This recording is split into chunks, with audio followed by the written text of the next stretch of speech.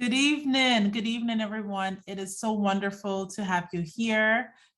We are gathered for our first InnoPsych event for 2022, and I'm so excited to be presenting this conversation today about healing from relationship trauma and cultivating self-love.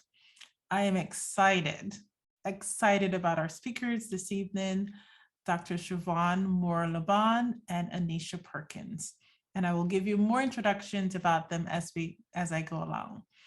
But I just want to thank you all for your support of InnoPsych over the last 2 years. We celebrated our 2nd year anniversary last month in January, and I'm so excited about all the progress we've made this year or these last 2 years, the opportunity to support people in making a connection with a therapist of color, but also, and most importantly, getting the opportunity to bring on amazing therapists and mental health professionals in our community and highlighting their expertise and their wisdom and helping us to each of us to start and continue a journey towards healing and self-love. So I am Dr. Charmaine Jackman. I am the founder and CEO of InnoPsych, Inc. And our mission is really to increase access and utilization of mental health services. And we are proud of that mission. Let me just say a few words about InnoPsych for those who are new to us. We, as I mentioned, we are an organization that's focused on providing and increasing access to mental health therapy services. You can visit our website at innopsych.com to learn more about what we do. We have a national Therapists of Color directory that features therapists of color, bilingual, multilingual, bicultural, across the country. And we also have a number of resources on our website, so please check that out. We have a blog, and Anisha Perkins is one of our content creators, so I'll share a little bit more about that. We also have a wonderful Thrive shop, a wellness shop that features our journal. We also have a card deck that I created last year, actually in 2020, to really promote and provide resources around coping and healing. They're based on mindfulness practices. We have a 15% code, so just use the code BLACK in honor of Black History Month. And we also, again, have lots of resources. I discovered this quote about 2 years ago, and I just really loved it. So the quote goes, "Healing doesn't mean the damage never existed. It means the damage no longer controls us." And I think this is so fitting for our conversations today. And this year, really focusing on a theme of healing. And it just really, I think, emphasized the need for us to really understand what our different traumas and triggers are, and so that we can gain strategies and skill to cope. So that is my PSA for today. Again, I'm so excited to introduce our guest. So let us get to it. And let me put their images back up again so you can see them. So Dr. Shavonne Moore-Lobban, Ph.D, ABPP, is a board-certified counseling psychologist, and she has clinical expertise in trauma, both sexual trauma, domestic violence, racial trauma, and community violence. And she provides services primarily to marginalized communities. She has developed curricula on sexual and interpersonal assaults.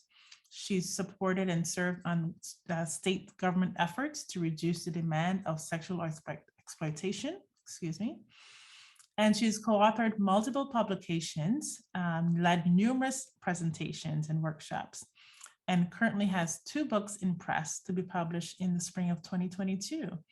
And one of those books is on the topic of domestic violence in Black women. So definitely stay tuned and connect with Dr. Moore-Lobban around her book. Our next guest is Anisha Perkins. She is a licensed professional counselor and 4th-year clinical psychology doctoral candidate at the Chicago School of Professional Psychology. Anisha is also a content creator at InnoPsych. So kudos. Very excited about that. She has really helped to expand our blog page. So please check out InnoPsych/blog, and you can read lots of articles that Anisha has written and that we have written together.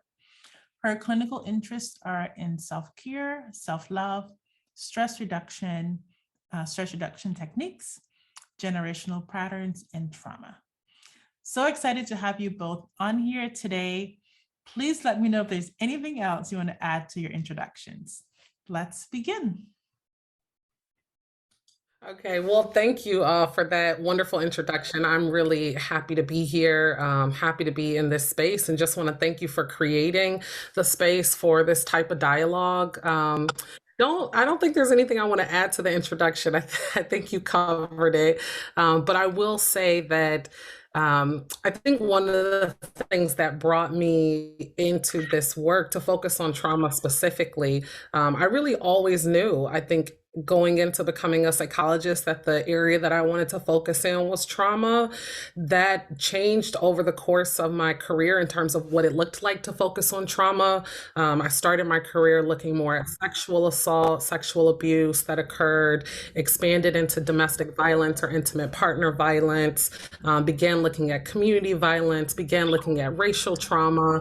So it's ebbed and flowed and become more expansive actually over the course of my career. But, I think for me, I have experienced and seen various different traumas in my life and seen the way in which they impact people that I care about. And I think from an early age, that kind of motivated me to explore the why of kind of why these things are happening.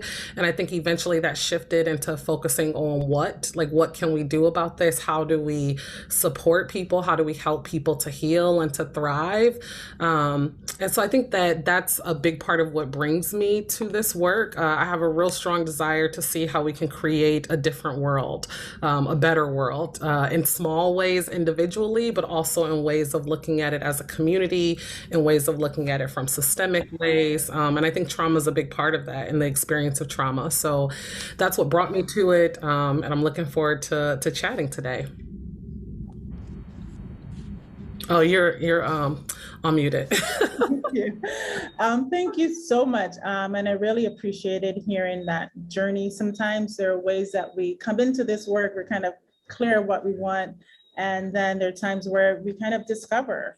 And I know in our audience, we have those people who are in the health profession,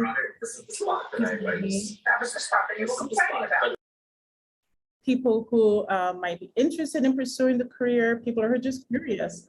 And I think it's really important to also be able to talk about our process, because we might be inspiring a whole new generation of mental professionals, because we definitely need you in the field. How about for you, Anisha? I would say there's nothing I want to add on to the introduction. You did a great job. Thank you for bringing me here. This is an important topic, a necessary topic. Perfect time to celebrate it. It's Black History Month and we're celebrating self-love, so it's on time. I would say that what inspired me towards talking about relationship trauma and self-love, I love all things self-love, is because I love women, especially Black women.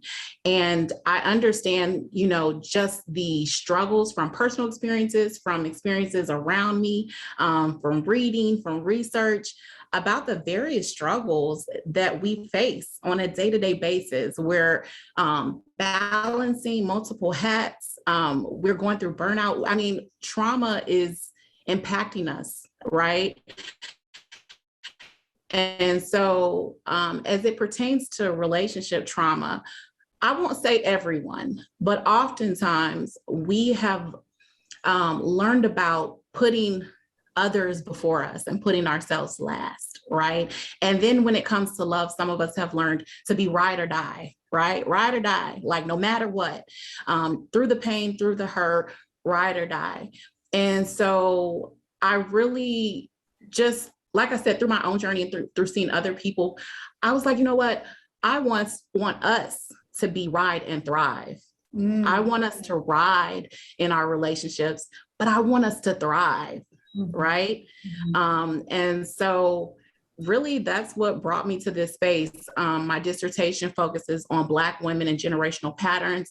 I have a deep desire and curiosity around understanding the patterns, the trauma that cycles from one generation to another. And so this falls in line with it. This trauma, this subject of trauma, it falls right in line with that. So it just made sense for me. Awesome. Thank you. And I could hear the energy in both of you as that you bring to this topic. So I appreciate that, also the personal connections. So as we talk about relationship trauma, I think it's really important to just locate what is it that we're actually speaking about, so we're all on the same, have the same terms and using the same vocabulary. So we can start with you, Anisha. How would you, what thinking about domestic violence? We've heard intimate partner violence. What are we talking about when we say those terms? So really, domestic violence and intimate partner violence, which is shortened for IPV. If you hear us say IPV, that's what that means. They can be used interchangeably, right? And so it entails different categories. There's physical abuse, right? There's sexual abuse, and there's verbal and emotional abuse, right? And there's even coercion, right? So there are so many buckets, but it boils down to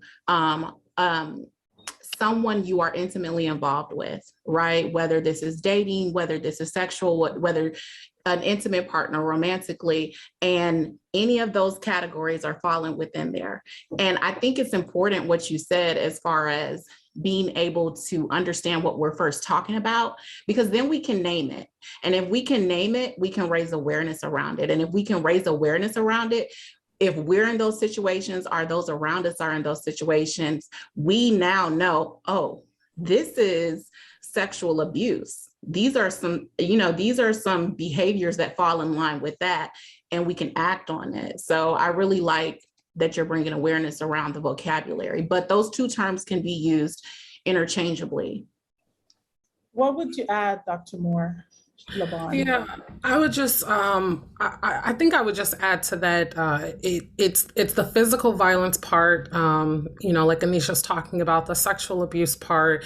It's a pattern of this behavior, right? It's a pattern of kind of purposeful intimidation, often surrounded within a dynamic and fight for power and control over another person. It can be physical, which is what people tend to think about it. It can be sexual. It also can be financial, right? And I think that's a part of relationship abuse. And the terms, like Anisha said, are really interchangeable, whether we're talking about domestic violence or intimate partner violence or spousal abuse, some people might call it. You might hear a lot of different names. But financial abuse is another part of that. Sometimes what you'll see are abusive partner controlling how much money a person has access to, right? Even if it's your money, they may have control of it. If it's family money, they may have control over it. They may sabotage you getting a job. I mean, we can kind of go into some of the detail about the different ones, but there's lots of different patterns of behavior that come up in a domestic violence relationship. And I think Anisha gave a good point that, it could be somebody that you're intimate with. It can be somebody that you're dating. It can be somebody that you're married to, but it doesn't have to. I think sometimes the word domestic violence makes people think that we're talking about a live-in partner sort of relationship. And it certainly can be that, but it also isn't limited to that. And teens also experience this. So I think sometimes we think about domestic violence and intimate partner violence, and we think about adult relationships, but our teens actually experience abusive relationships as well. So sometimes you might hear people talking about teen dating violence. Right. So glad that you brought that up too. And I think just bringing that, the lens of children, right? So children may also be in homes where they're witnessing, whether it's physical violence, the emotional control.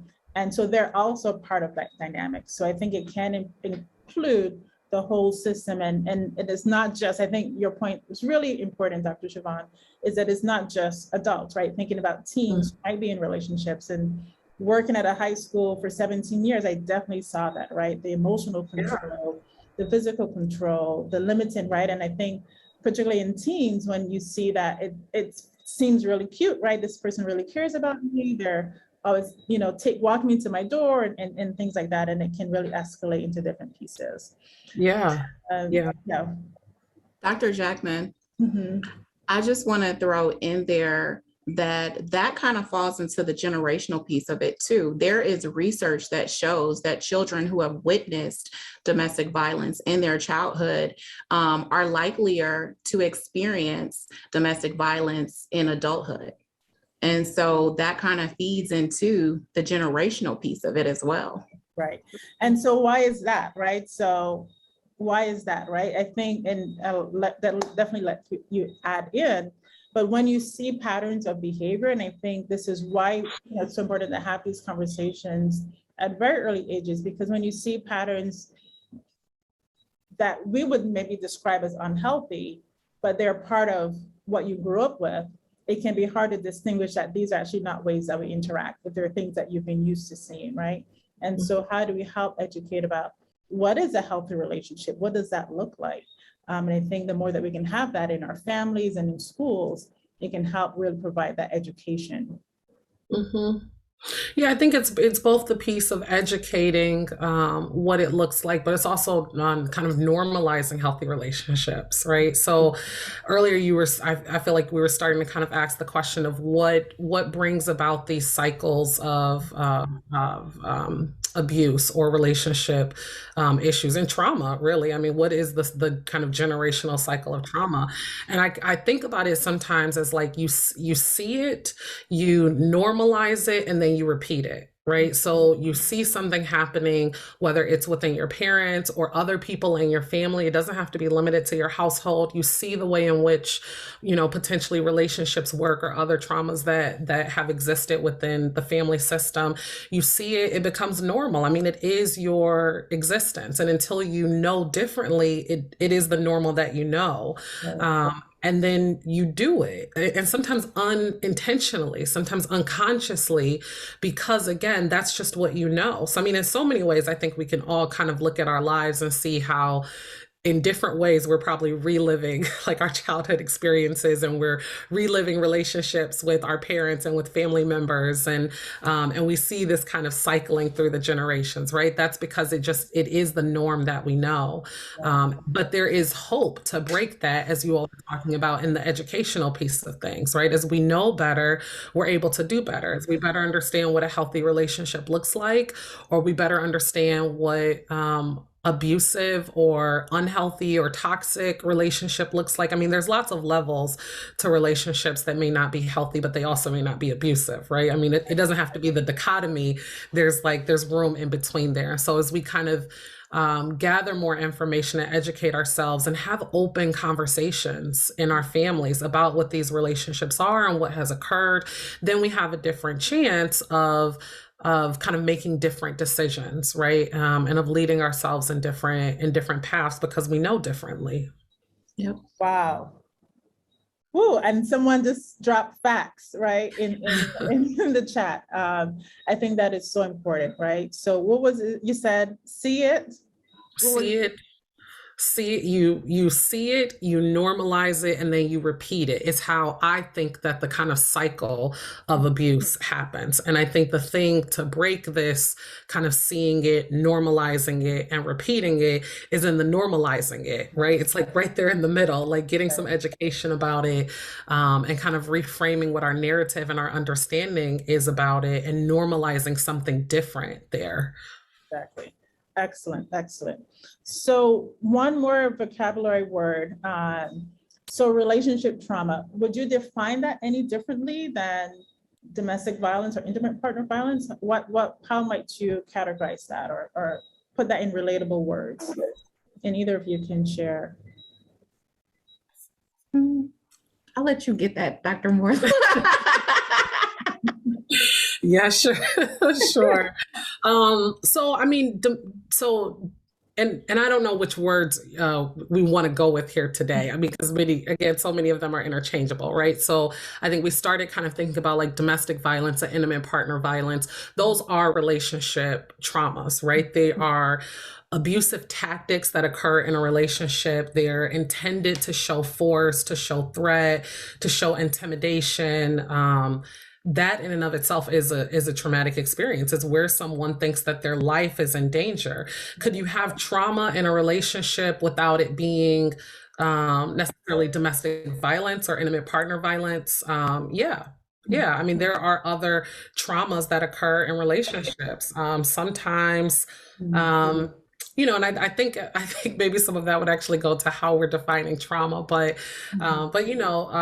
infidelity in a relationship can be really traumatic to a person, kind of feeling like not just that they have lost trust in a partner. I mean, that may be part of it, but really feeling like they are losing the world in which they knew, like that the life in which they understood is being threatened by whatever is going on in that relationship. That can be a really traumatic experience for somebody, just as one example, but that isn't IPV as we're talking about, right? That's not domestic violence as we're talking about. So I think for me, the difference is where this kind of like relationship trauma is an abusive trauma, right? It's where someone's life is being threatened. There may or may not be physical violence. There may or may not be sexual violence. There may or may not be psychological abuse, right? And manipulation. Again, this like intimidation over a person, which in one way, shape, or form makes them feel like it may actually be the case that their life is threatened or is in jeopardy. Oh, I'm sorry, you're muted again, Dr. Jackman. Yeah. I'm trying, there's a lot of noise going on back here, so I'm trying to be mindful of that. And so we think about, you kind of highlighted the control and the power control. And I think it's really important to also kind of talk about what that cycle of abuse can look like in a relationship. And so I remember using this cycle with my teens, right? Like, here's what happens in your relationship. There is, that things are going all fine. And then there's some explosive incident that happens, right? And then there's the makeup part of it, the honeymoon part. And then there's this, then it cycles back to things kind of normalize. And then there's an incitement violence again. So when we talk about that domestic violence and intimate violence, there is this cycle that happens, and it can be pretty predictable in terms of what happens when someone crosses that boundary. And crosses your own personal boundaries in that relationship.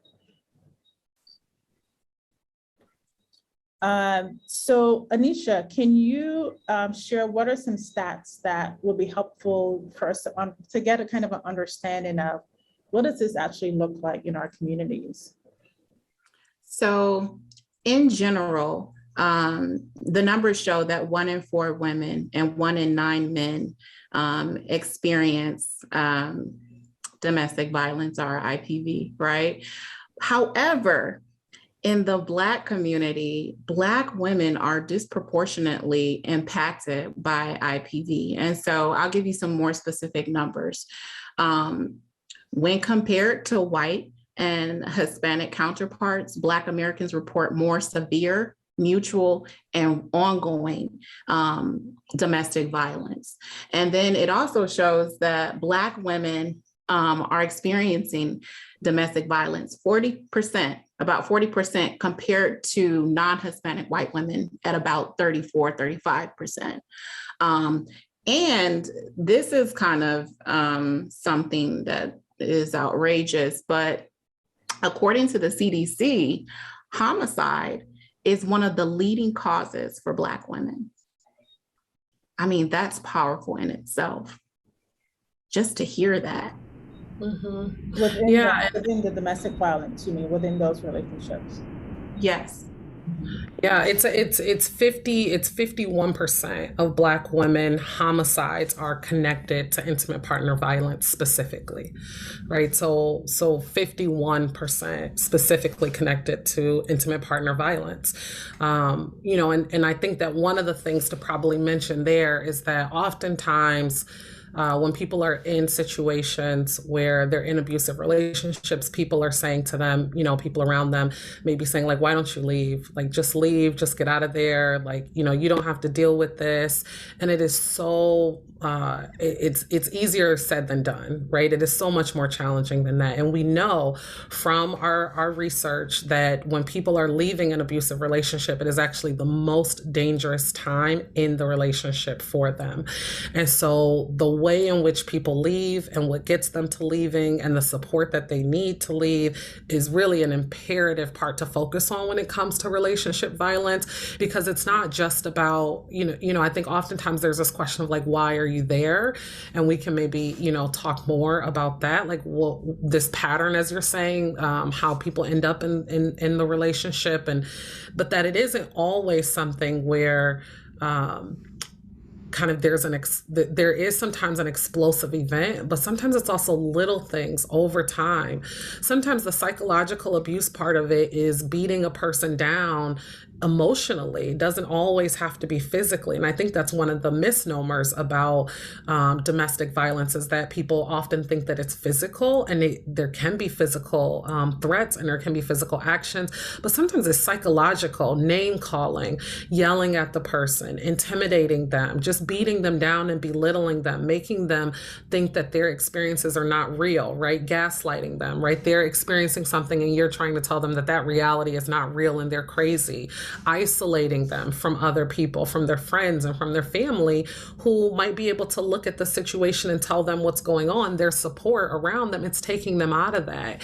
And then comes the time that they have kind of fought tooth and nail to be ready to leave. And that is in fact the most dangerous time to leave. And so, as Anisha was sharing, like that, those stats, that 51% of homicides at that point for Black women specifically are tied to IPV. And Black women in general experience IPV at rates, as Anisha is saying, that are higher than other women, right? Than other women of color and also than white women.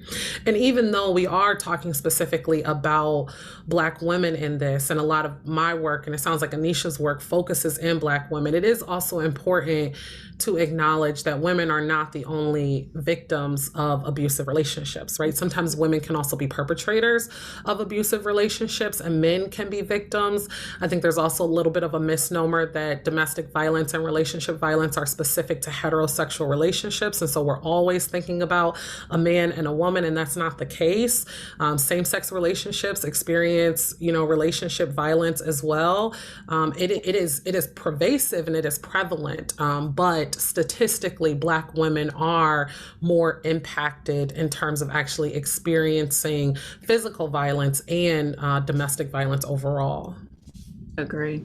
That's really good. Something else I think is important to point out is there are some other factors that are surrounding Black women. So age is one, right? And so the data shows us that severe male to female partner violence is more than 3 times greater for Black couples under the age of 30 and compared to couples that are older than 40 years of age. So that's one thing. Age is a factor, right? And then also geographical location is a factor as well.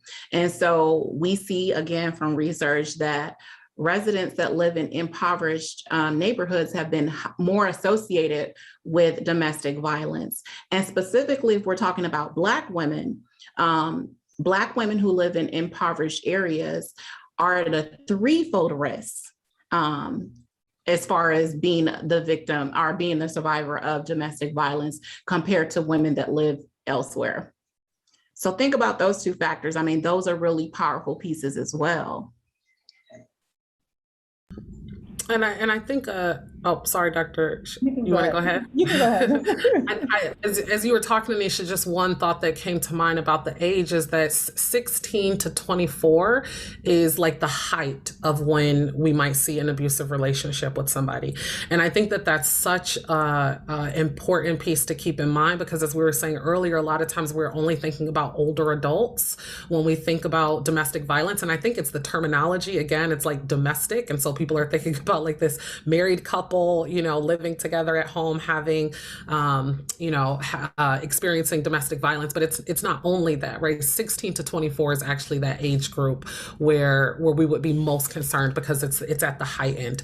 And those are our teenagers, right? Those are our 16-year-olds that are just starting to date and are just starting to figure out what relationships are and what it means to be with somebody. And this is, maybe the first time that they've gotten to be a partner in that way. And this may be something that they experience.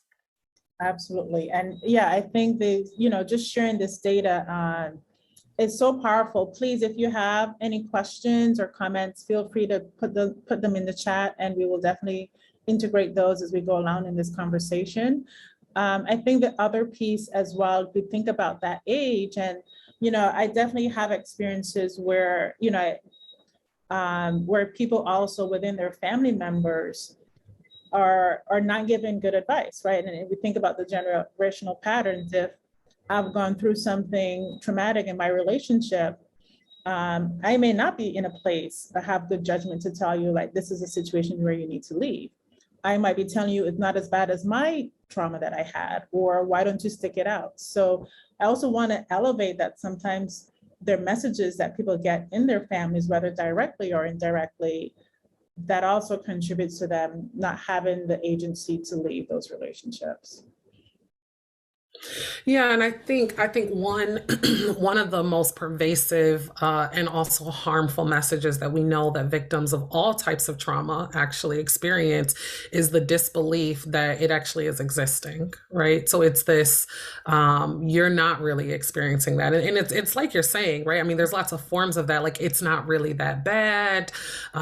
Did that person really do? I couldn't possibly picture so-and-so, doing something like that. And then there's the victim blaming piece of it, that even sometimes when your family and friends and others do believe that it has happened, they might say, like, well, what did you do to bring that up? Like, what were you all arguing about? Or, the things that sets this person off. So, is there a way in your relationship that you could kind of change your behavior so that they're not abusive to you, basically, right? And I'm using a couple terms in here, victim blaming, which is really what it sounds like. It is blaming of the victim, not to just use the words in it, but it's attributing responsibility to the person that is the recipient of such abuse or victimization, instead of attributing it to the person who is actually doing the victimizing.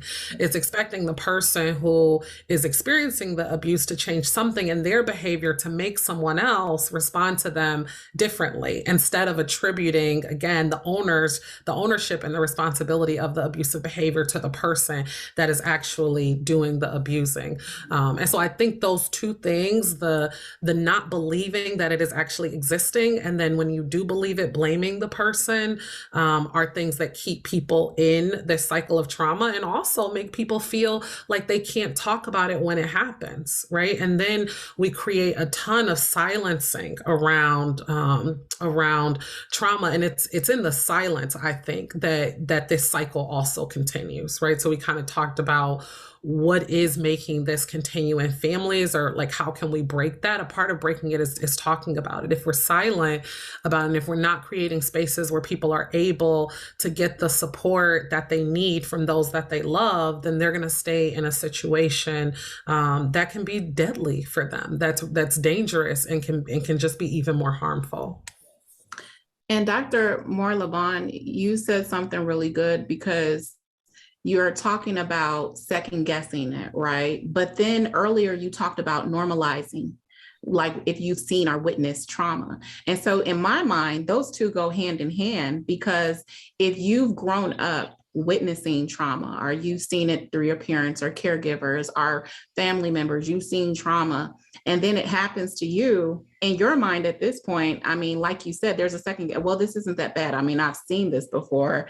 This is nothing new. This is how people get along. This is what love is. And this is my definition of love, right?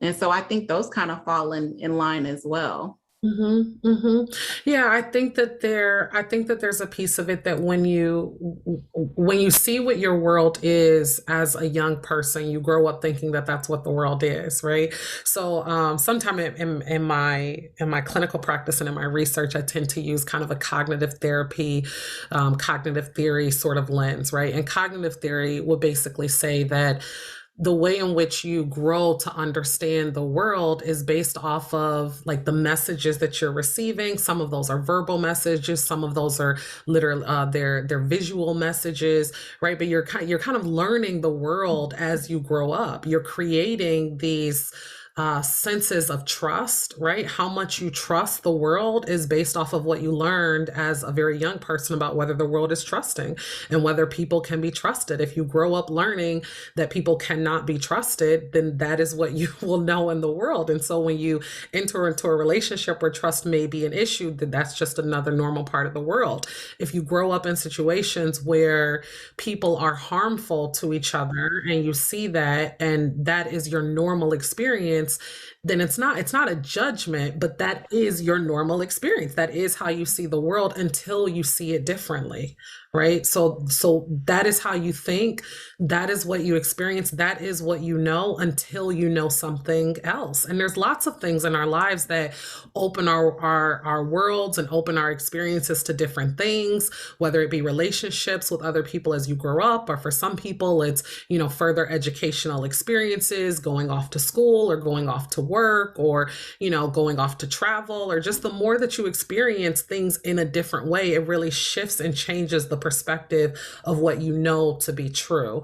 And the same in a way is true for this relationship violence as we're talking about, or domestic violence, you know, just as you're indicating, Anisha.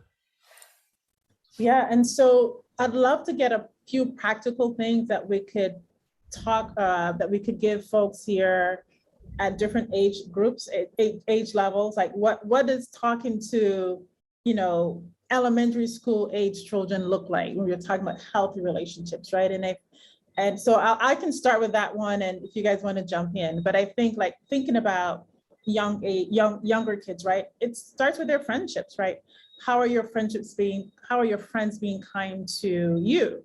How are you showing kindness to your friends, right?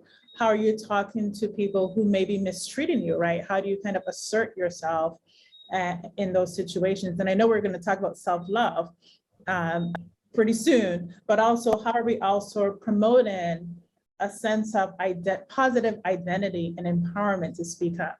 And I always say, if you guys have listened to any of my talks, I talk about growing up in the Caribbean and not really having a voice, not being able to express my feelings. My feelings weren't, and this is a cultural norm for the most part, right? But you're not allowed to express disappointment or anger towards your parents. So there are ways in which that silence then, if that's part of your family norm, then that can easily transfer as you become an adult, right? To not be able to assert yourself or to express your needs or express your feelings in relationships.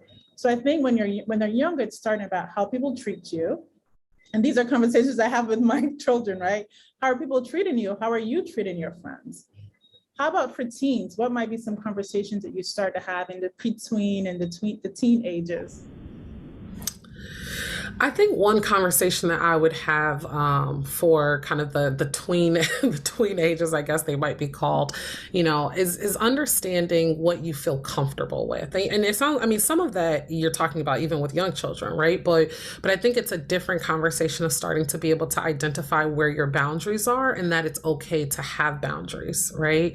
And I think also in this day of so much social media, when I say things like that, I really feel like I'm dating myself because I When do you also say social media, the social media. in this day of social media.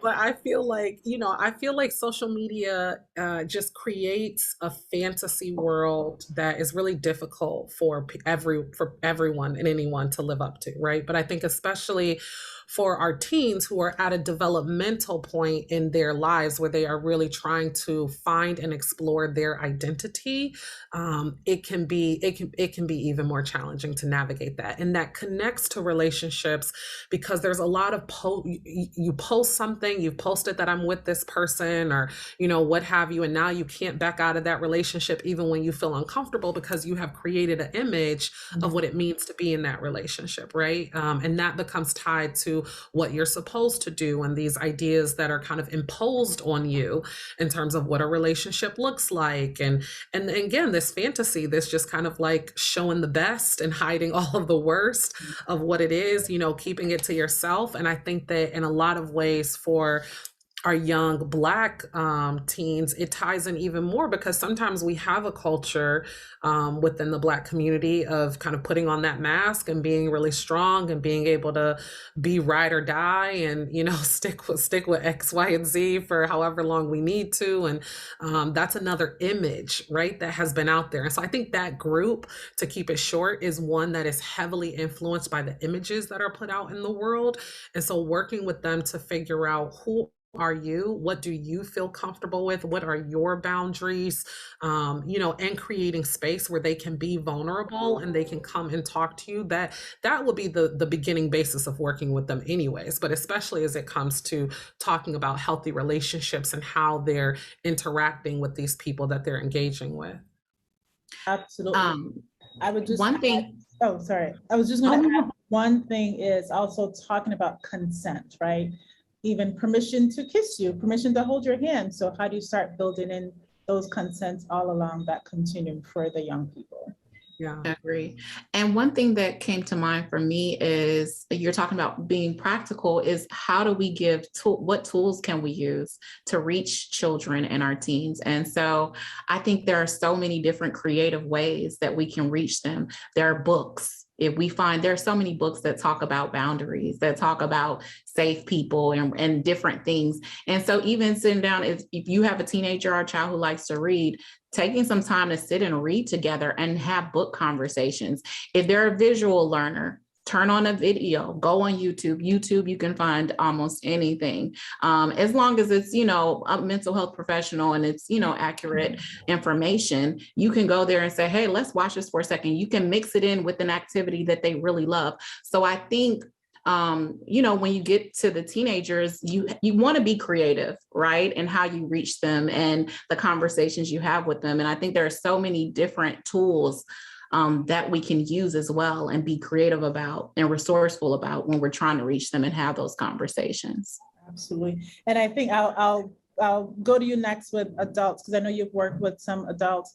I think too, the challenge is like, so many kids have their own screens and they're watching lots of content that is unsupervised, and I think we miss opportunities where we used to sit around the TV and watch together. We miss those opportunities to educate. So I think as parents or as aunties and uncles, definitely have these conversations with the young people that are in your life.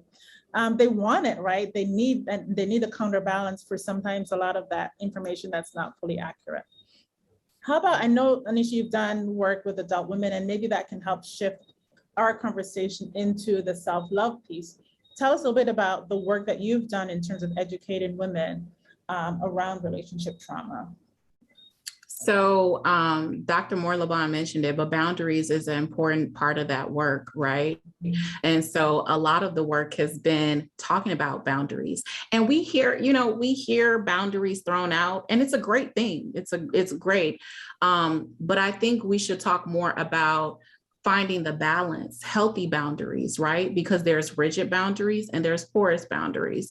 And so providing education, we call it psychoeducation in the clinical world, providing education on what healthy boundaries look like. And Dr. Moore-Lobban said something earlier about abuse can be financial. Well, boundaries can fall into different categories as well. There are emotional boundaries, there's time boundaries, there are money boundaries. There are so many different types of boundaries. And so a lot of my work has been centered around educating, and then also doing some role playing, helping them to have those tough conversations. Because it's one thing to learn about, okay, I know how to do boundaries, but then when you try to enforce those boundaries, when you're not used to using your voice in that way, there could be some resistance from the person you're trying to give those you're trying to create boundaries to. Mm-hmm. So also helping them in having those conversations and, working with their family, their friends, their partners around boundaries.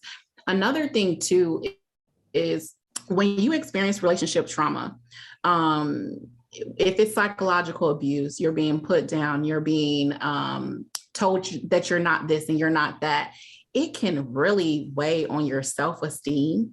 It can really weigh on your sense of worth, of how you see yourself, and just really feeling like, good about yourself. Mm-hmm. And so a lot of the other work I do is building up that self-esteem, talking about strengths, and then coming to a place where you can have interest, have hobbies that you can build up your confidence again, right? So different activities that will help you, that you can master and that you can learn how to step-by-step get really well with, and to really build up the confidence. Those are some things that come to mind that are top of mind for me. I would say the boundary work, and then really self-esteem.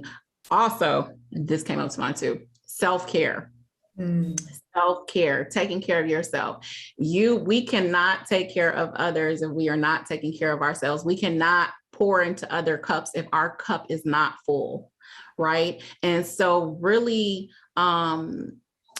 helping and teaching about self-care and trying to say, what does my routine look like? How can I integrate little bits, even if it's little pieces, every day? Maybe it's 10 minutes this day, maybe it's an hour this day. How can I begin to take care of myself? Which kind of goes back to the opening about we learn to put everyone before us. Some of us learn to put others before us. So really empowering women to put myself first. It may feel selfish. It may feel kind of self-centered to even say that out loud, like I'm going to put me first, like, no, me first. But it's good for you. And it's good for the people around you, right? And so you are operating off of a fuller, more quality, healthier cup. So you're servicing those around you better when you've serviced yourself first. So I do a lot of work around that as well. And would you say that that's part of what self-love is, right? That attending to your needs, even knowing what your needs are, right? And being able to give yourself that space. And I would have to say this week in Barbados is a self-love gift to me because I was doing way too much. But you have to kind of first know, understand yourself a little bit, right? And what is it that you need? And I think sometimes when we think about Black women, and I know there's some men in the audience, so we're not excluding from this conversation, but many of us are raised to be nurturers. And we think about community first, you think about family first. And that self-love can feel real. I mean, you just mentioned it, but that self-love can feel really hard.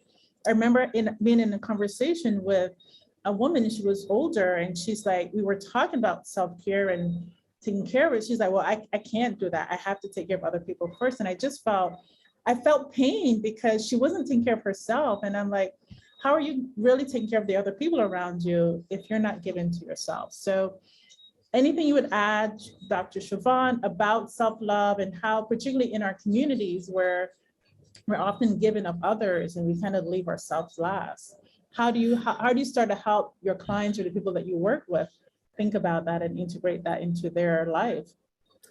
Yeah, as you all were talking, the first thing that I was thinking is the importance of helping people, especially those who have experienced any sort of relationship trauma, is to understand that it's not your fault, right? I mean, just that I actually think is the beginning of self-love. Like I think about self-love as, this really strong like for yourself, this compassion that you're giving for yourself, the grace that you're giving to yourself, the patience that you're giving to yourself, like all the things that love is for yourself. And love is actually really hard in a lot of ways too, right? And so loving yourself, even though we say that like it's just very important to love yourself, it is true. It's also it's not easy actually. And I don't know that our world is set up in a way that encourages a tremendous amount of that. So there's a lot to overcome to even get to a place of doing that. But I think that the first thing is being able to recognize in these situations that what has occurred to you is not your fault.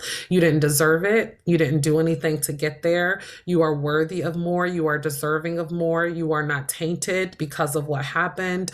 You can still have the life that you desire to have. This person does not have to have all control. You still have control. Like, I think that there is a mental and emotional shift that needs to occur as one is going through and coming out of an abusive relationship to really get to the point of self-love, right? And within that, I think I said a little bit before, like grace and compassion for yourself, it's not going to be easy. It is not easy, right? There will be lots of things that you have learned now, your new normal, to kind of second guess yourself, to accept when you didn't really want to accept them because you were forced into situations. There are lots of ways within our community that we are taught to be strong, to take care, to kind of put up with things and be able to get through it. Like that's what it means to be a strong Black woman and a strong Black man. You overcome, so you may have a lot of thoughts about the fact that the situation even existed or that you were in that.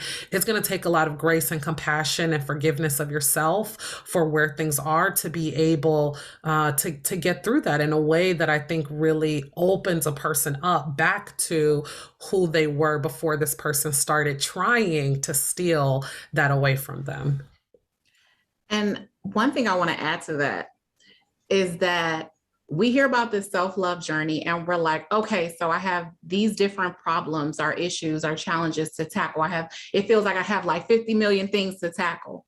So this is where Dr. Moore-Lobban talked about grace and compassion with self, like comes into play, because we don't have to tackle it all at once, right? We just if you think about this being a big elephant, we're just going to take a bite a day. We're just going to take a bite, a little piece here and a little piece there. We're not trying to overwhelm ourselves in the journey, right? And so that's something to keep in mind. Another thing to keep in mind is that your self-love journey may look different and change depending on the season that you're in. Right. And so I may start off saying, okay, I really need to figure out how to develop my voice in this season. I need to figure out my voice and just do some work around that. And that's what I'm working on right now. And then the next season comes, next year comes, and I'm in a different environment. I'm doing some different things. And I really need to work on my boundaries. And so it may change, right? It may change. So just be graceful, be kind, be gentle with yourself. Don't feel like you have to tackle it all at once, right? Just take a bite a day. And if you fall back, it's okay. Just get back up and start back again. And if I can quickly add to that, because I know we're running out of time, don't feel like you have to do it by yourself, right? So in abusive relationships, one thing that often happens is that people are isolated. So it may be physical isolation, like literally moved away from your family and friends and the community in which you know. There may be big blowups that end up happening at your workplace, at your place of faith, where now you don't feel comfortable going there, or people have started to know about your business or X, Y, and Z. There is an emotional isolation that happens. There are all sorts of tactics, right, that are used to get you away from the support that is really there to help you through it. And so in this process of kind of finding your self-love and growing in that self-love, you're going to need that support back. And sometimes that can feel frightening and scary and intimidating. And I don't want everybody to know my business and get back out there in communities who may know what's going on. But that's also where where that grace and compassion comes from, right? And the willingness to be vulnerable, as scary as vulnerability can be sometimes, to let people in, to be able to support and help you get to the place that you really want to be. But it's imperative to do that in community, because it feels almost impossible sometimes to do it alone. Yeah. Agreed. That is exactly what I was going to add, being in community, being in group. And I love all that you've said, that grace, that compassion, small bites, consistency. I always tell people, anything you're going to work on, small bites, and just try to be consistent with it. Just try to do it every day. 5 minutes, it's okay, right? It doesn't have to be an hour long. So whatever that piece is, but I think, and Carlin shared some breathing exercises, a link to some breathing exercises in the chat. On the InnoPsych resource page, we have different resources. There's a mindfulness meditation that I've recorded that's on there. There are resources for crisis hotlines and domestic violence hotlines. I know Dr. Shavonne has a book that's coming out. I don't know if there's anything you can share yet. So definitely look out for that. Yeah, I could actually share. A colleague of mine, Robin Gubbin, and myself wrote this book. It's called The Black Woman's Guide to Overcoming Domestic Violence, Tools to Move Beyond Trauma, Reclaim Freedom, and Create the Life You Deserve. It's published with New Harbinger Publications, and it's actually coming out on June 1st. So be on the lookout for that.